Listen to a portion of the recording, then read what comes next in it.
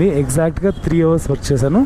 ఎన్ని కిలోమీటర్స్ తిరిగానంటే 580 దగ్గర స్టార్ట్ చేస్తే ఇప్పుడు 625, అంటే ఎగ్జాక్ట్లీ 45 kilometers. అంటే 100 rupees పెట్రోల్కి అయితే పోయింది.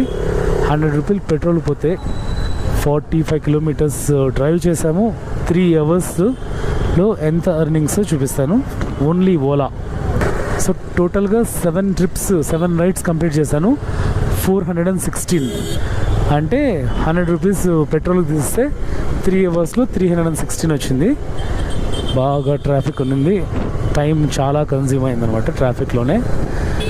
అది కాక మ్యాక్సిమం క్యాన్సిలేషన్స్ ఎందుకు అవుతున్నాయంటే ఈ ఓలా వచ్చేసి పికప్ డిస్టెన్స్ 3 kilometers ఉన్నా 2.5 kilometers ఉన్నా తీసేసుకుంటుంది అనమాట.